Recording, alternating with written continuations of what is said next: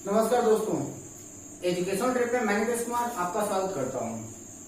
दोस्तों, आज हम लोग बात करने वाले हैं केमिस्ट्री के जो पिछले टॉपिक हमने छोड़ रखे थे उससे हम लोग कंटिन्यू करते हैं। तो हमने आपको कल के डेट में हमने आपको बता दिया था पदार्थ की अवस्थाओं से रिलेटेड जितने भी कॉन्सेप्ट थे उनके बारे में मैंने आपको बता दिया था, और साथ ही साथ मैंने अवस्था परिवर्तन के भी बारे में आपको बता दिया था कि पदार्थ की अवस्था परिवर्तन किस प्रकार से होती है। आज हम लोग आपको कुछ इंपॉर्टेंट फैक्ट बताते हैं, और वह इंपॉर्टेंट फैक्ट आपके लिए है कि 100 डिग्री सेंटीग्रेड ताप पर जल का क्वथनांक होता है। ठीक है, तो अब यहां पर बात क्या कर रहा है कि 100 डिग्री सेंटीग्रेड ताप पर जल का क्वथनांक होता है, तो क्या यह एक ऐसी वैल्यू है जिसको हम लोग कांस्टेंट वैल्यू कह सके, यानी कि यह वैल्यू कांस्टेंट हुई, यानी कि यह चेंज होने लायक वैल्यू नहीं रह गई। अगर ये कांस्टेंट वैल्यू नहीं है तो आखिर ये कांस्टेंट क्यों नहीं हो सकती, इसका क्या इफेक्ट पड़ता है? तो सबसे ज्यादा इफेक्ट ये होता है कि हम लोग यह जाने कि क्वथनांक क्या होता है, क्योंकि बाकी सारी विधियों के बारे में आप जानते हैं कि किसी भी एक पदार्थ का दूसरे अवस्था में परिवर्तन जो होता है उसमें अलग अलग प्रकार के परिवर्तन के नाम रखे गए हैं। जैसे कि ठोस का अगर द्रव में परिवर्तन होता है तो उसको हम लोग क्या कहते हैं, गलनांक कहते हैं। तो बात ये आती है कि आखिर क्वथनांक को क्वथनांक क्यों कहते हैं, क्वथनांक को कुछ और क्यों नहीं कहा जा सकता। ठीक है, तो क्वथनांक को क्वथनांक इसलिए कहा जाता है कि जिस तापमान पर जल उबलने लगे उसे हम क्वथनांक कहते हैं। यह सामान्य रूप से बताई जाने वाली डेफिनेशन है, लेकिन अब जिस तापमान पर जल उबलने लगे, बात यहाँ पर घुमा फिरा करके तो वही आ जा रही है कि आखिर जल उबलेगा कब। यहाँ पर क्या कहा हमने कि 100 डिग्री सेंटीग्रेड ताप पर क्वथनांक होता है, और क्वथनांक किसको कहते हैं, तो जिस तापमान पर जल उबलने लगे वह आपका क्वथनांक है। अब बात यहाँ पर जब क्वथनांक की बात करें तो आखिर किस तापमान पर जल उबलेगा, यह भी तो बहुत बड़ा इंपॉर्टेंट फैक्ट हो जाएगा ना। तब उसके लिए हम लोग क्या कह सकते हैं कि क्वथनांक किसे कहते हैं, तो क्वथनांक यानी कि बॉइलिंग पॉइंट वह टेम्परेचर है, यानी कि जिस ताप पर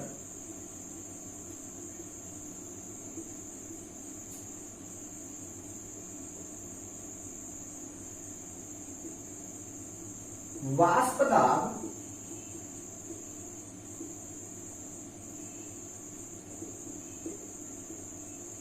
वायुमंडलीय दाब के बराबर होता है। ठीक है, यानी कि जिस तापमान पर जो आपका वाष्प दाब है वह वायुमंडलीय दाब के बराबर हो जाए वही उसका क्या कहला जाएगा, क्वथनांक कहला जाएगा। ठीक है, यानी कि जिस ताप पर वाष्प दाब वायुमंडलीय दाब के बराबर हो जाए वही आपका क्या हो जाता है, क्वथनांक हो जाता है। ठीक है, तब अब यहाँ पर बात यह हो जाती है कि जिस ताप पर वाष्प दाब वायुमंडलीय दाब के बराबर हो। ठीक है, तो अब बात यहाँ पर हम लोग कहते क्या है कि जैसे जैसे अगर हम लोग तापमान बढ़ाएंगे उसका क्या इफेक्ट पड़ेगा, और तापमान हम लोग घटाएंगे तो उसका क्या इफेक्ट पड़ेगा। ठीक है, तो वाष्प दाब का क्या रिलेशन है, तो यहाँ पर क्या हो जाता है कि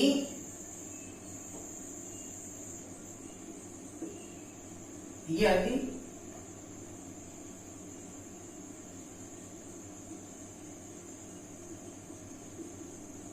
वाष्प दाब बढ़ेगा तो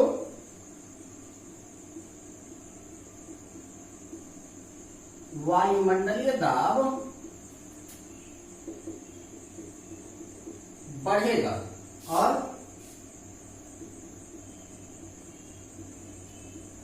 वाष्प दाब घटेगा तो क्या होगा, वायुमंडलीय दाब घटेगा। ठीक है, तो अब हम लोग जैसे जैसे होता क्या है कि जैसे जैसे अगर हम लोग ऊपर की ओर बढ़ते जाते हैं, यानी कि जैसे जैसे हम लोग ऊपर की ओर जाते हैं तो ऊपर जाने पर वायुमंडलीय दाब क्या होता है, घटता जाता है।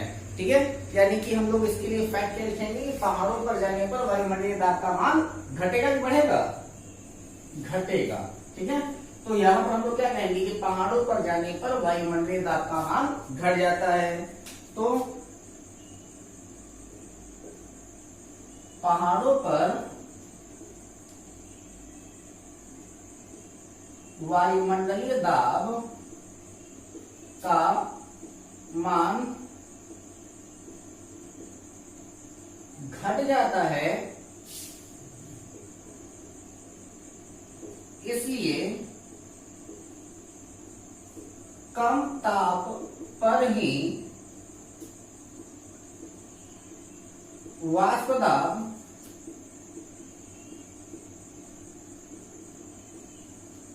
वायुमंडलीय दाब के बराबर हो जाता है, अतः जल कम ताप पर ही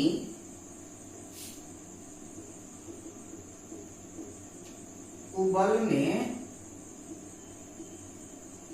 लगता है। ठीक है, बहुत इंपॉर्टेंट फैक्ट है ये। तो यहाँ पर क्या है कि पहाड़ों पर जो होता है वो वायुमंडलीय दाब, यानी कि जैसे जैसे भूमि की सतह से ऊपर हम लोग जाएंगे तो क्या होगा, वायुमंडलीय दाब का मान घटेगा। तो पहाड़ों पर वायुमंडलीय दाब का मान घट जाता है, इसलिए कम ताप पर ही वाष्प दाब जो होगा वो वायुमंडलीय दाब के बराबर हो जाता है, अतः जल कम ताप पर ही उबलना शुरू होगा। और जब जल कम ताप पर ही उबलना शुरू होगा तो जिस तापमान पर वो उबल रहा है वह तो उसका क्वथनांक हो जाएगा। लेकिन यही कारण होता है कि पहाड़ों पर दाल जल्दी नहीं पकती है। ठीक है,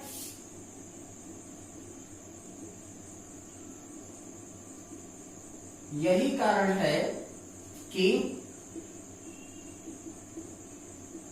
पहाड़ों पर दाल जल्दी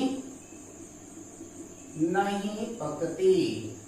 ठीक है, तो अगर आपसे कभी क्वेश्चन पूछ लिया जाए कि पहाड़ों पर दाल जल्दी क्यों नहीं पकती है, तो उसका उत्तर आप यही बताएंगे कि पहाड़ों पर वायुमंडलीय दाब का मान जो होता है वो घट जाता है, इसलिए कम ताप पर ही वाष्प दाब वायुमंडलीय दाब के बराबर हो जाता है, अतः जल कम ताप पर ही उबलने लगता है। कम ताप ही उस जल के लिए उसका क्वथनांक हो जाता है, यानी कि पानी उबल रहा है लेकिन पानी गर्म नहीं होगा। यही वजह होगी कि पहाड़ों पर दाल जो होगी वो जल्दी नहीं पकती है, क्योंकि दाल को पकने के लिए एक स्पेसिफिक प्रेशर और टेम्परेचर की आवश्यकता होती है। तो वहां पर होता क्या है कि जैसे जैसे हम लोग ऊपर चले जाते हैं तो हो सकता है कि कुछ ऐसी भी स्थान हो जाएंगे जहां पर जो आपका पानी है वो 70 डिग्री सेंटीग्रेड पर ही आपका उबलना स्टार्ट हो जाए, तो 70 डिग्री सेंटीग्रेड ही उसका क्वथनांक हो जाएगा। लेकिन यह जरूरी नहीं है कि 70 डिग्री सेंटीग्रेड टेम्परेचर ही उसके लिए उसका उबलने के लिए जो टेम्परेचर उसका क्वथनांक बन चुका है उस पर दाल पक जाए। उसमें दाल को पकने में समय लग सकता है, लेकिन जब हमारे सामान्य स्थिति की बात आती है तो सामान्य स्थिति में 100 डिग्री सेंटीग्रेड टेम्परेचर पर ही जो होता है वो आपका क्वथनांक होता है। तो पहाड़ों पर जब हम ऊपर जाते हैं तो क्वथनांक का मान घटेगा, क्योंकि वायुमंडलीय दाब का मान घटेगा। तो अगर वायुमंडलीय दाब का मान घटता है तो फिर क्वथनांक घटेगा, और अगर वायुमंडलीय दाब का मान बढ़ता है तो क्वथनांक भी बढ़ेगा। ठीक है, इसको एक बार एक लाइन में लिख लेते हैं। तो उसके लिए हम क्या कर सकते हैं कि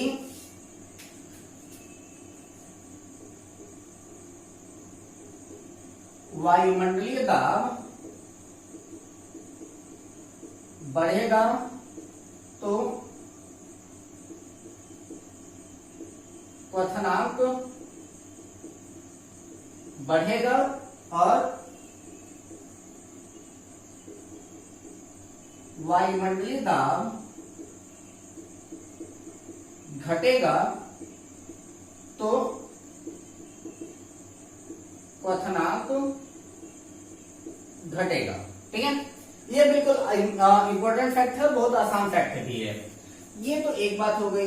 दूसरी बात ये हो जाती है कि अशुद्धियों की अनुपस्थिति में, क्योंकि मैंने आपको बताया था कि जैसे जैसे अशुद्धियां बढ़ती जाएंगी उसका घनत्व भी बढ़ता चला जाएगा, और जब घनत्व बढ़ता है तो उसका क्वथनांक भी बढ़ता जाएगा। ठीक है, तो अशुद्धियों की उपस्थिति में क्वथनांक अधिक होता है। ठीक है, तो यही कारण है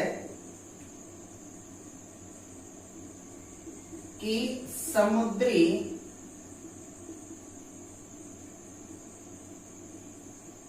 जल का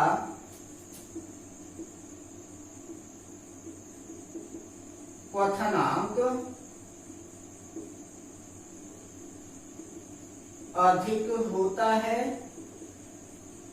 तथा हिमांक कम। कारण क्या है? तो यहां पर क्या हो जाएगा,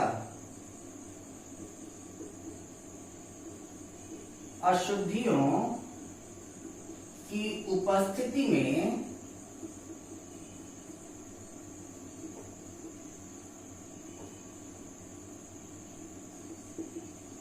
क्वथनांक बढ़ेगा और हिमांक घटेगा। ठीक है, तो सबसे बड़ा इंपॉर्टेंट फैक्ट यहां पर आ जाता है आपका, वो क्या हो जाता है कि अशुद्धियों की उपस्थिति में क्या होगा, क्वथनांक का मान बढ़ जाएगा और हिमांक का मान घट जाएगा। तो एक बार फिर से क्लियर करते हैं, वायुमंडलीय दाब बढ़ेगा तो क्वथनांक बढ़ेगा, और अगर वायुमंडलीय दाब घटेगा तो क्वथनांक भी घट जाएगा। अशुद्धियों की उपस्थिति में क्वथनांक अधिक होता है, यही कारण है कि समुद्री जल का क्वथनांक अधिक तथा हिमांक कम होता है। मेन फैक्ट इसका क्या हम कह सकते हैं कि अशुद्धियों की उपस्थिति में क्वथनांक बढ़ेगा और हिमांक क्या हो जाएगा, आपका घट जाएगा। ठीक, तो ये कुछ इंपॉर्टेंट फैक्ट थे, इसमें से जो दो क्वेश्चन आपके अक्सर पूछे जाते हैं, एक ये हो जाता है कि समुद्री जल का क्वथनांक अधिक क्यों होता है, और दूसरा चीज ये हो जाता है कि पहाड़ों पर दाल पकाना मुश्किल क्यों होता है, या फिर पहाड़ों पर दाल जल्दी पकती क्यों नहीं है। इन दोनों का रीजन यही आपके क्वथनांक का ही रीजन है। इसको बिल्कुल अच्छी तरीके से समझ लेंगे, आपको ये बातें क्लियर हो जाएंगी। ठीक है, अब यहाँ पर बात यह आ जाती है कि जो आपका परमाणु है, अणु है, इनका क्या संबंध होता है, यानी कि अब इसके बारे में हम लोग समझ लेते हैं कि क्या क्या बातें हैं यहाँ पर। तो सबसे पहले हम लोग बात करते हैं किसकी, परमाणु की। ठीक है, तो परमाणु वह छोटा से छोटा कण है जिसे विभाजित नहीं किया जा सकता, यानी कि और क्या हो जाएगा, परमाणु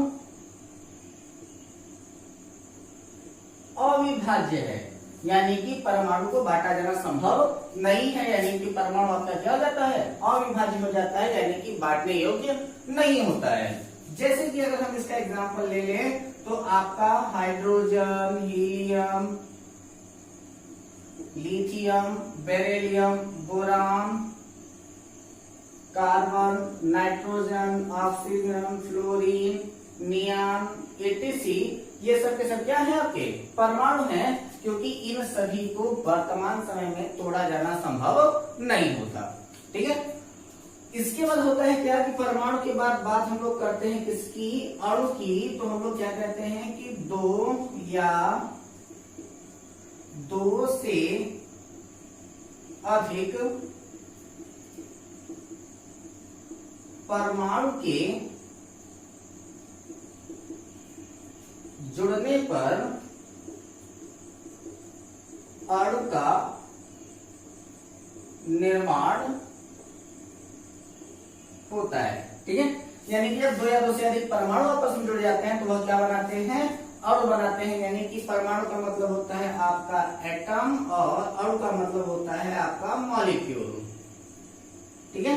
तो दो या दो से अधिक परमाणुओं के जुड़ने पर क्या होता है, आपके अणु का निर्माण होता है, जैसे कि H2O, S8, H2, HCl, ETC, ये सब के सब क्या हैं, ये सब के सब आपके अणु हैं।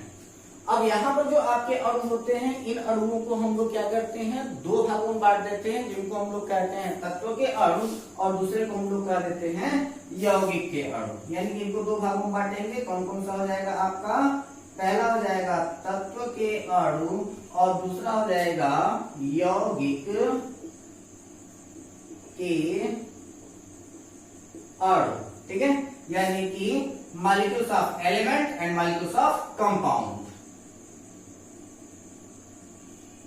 मॉलिक्यूल्स ऑफ एलिमेंट, और दूसरा क्या हो जाएगा आपका मॉलिक्यूल्स ऑफ कंपाउंड, ठीक है। कॉपी कीजिए इसको। चलिए बढ़ाते हैं इसको।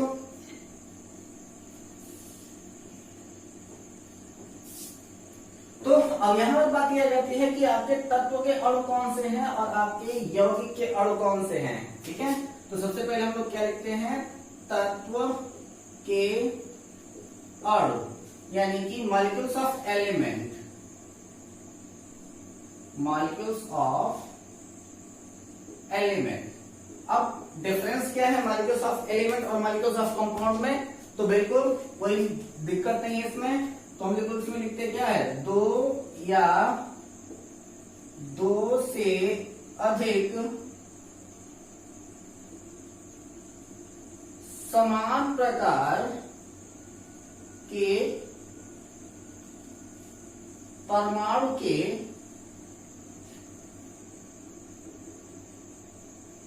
जुड़ने पर तत्व के अणु बनते हैं, ठीक है। यानी कि अब दो या दो से अधिक समान प्रकार के परमाणु आपस में जुड़ेंगे तो वह क्या बन जाएंगे, आपके तत्व के अणु बन जाएंगे, जैसे O2, O3, H2, S8, E4, etc। यानी कि यहाँ पर ऑक्सीजन तो केवल ऑक्सीजन है, यहाँ पर हाइड्रोजन तो केवल हाइड्रोजन है, यहाँ सल्फर तो केवल सल्फर है, यहाँ फास्फोरस तो केवल फास्फोरस है, इसके अलावा कोई और यहाँ पर अवेलेबल नहीं है। दूसरा क्या हो जाता है आपका यौगिक के अणु, यौगिक के अणु यानी कि मॉलिक्यूल्स ऑफ कंपाउंड,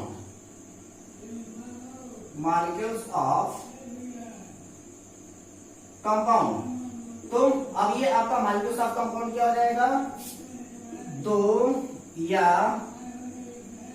दो से अधिक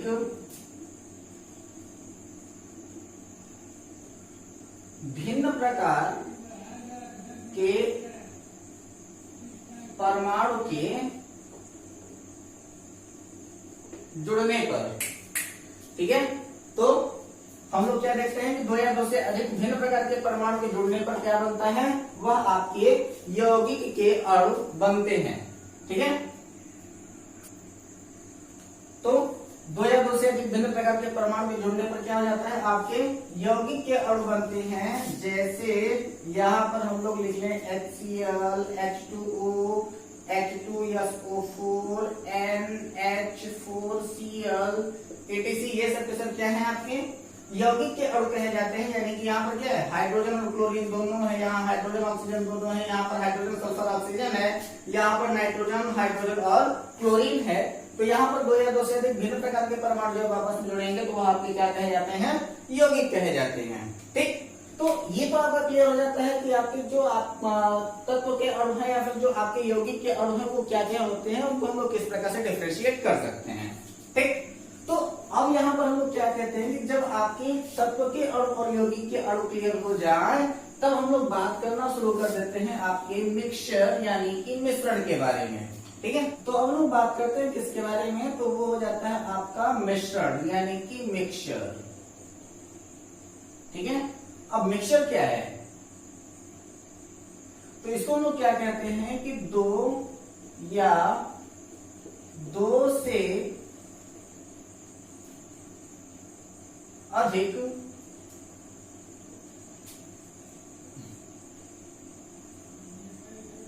तत्वों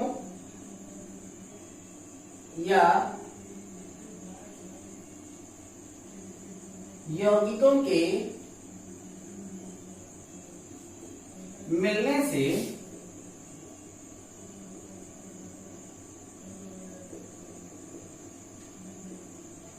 मिश्रण बनता है। ठीक है, तो अब हम लोग मिश्रण के बारे में आज आपके सामने एक टॉपिक रख देते हैं। मिश्रण के बारे में आप लोग पढ़ लीजिएगा।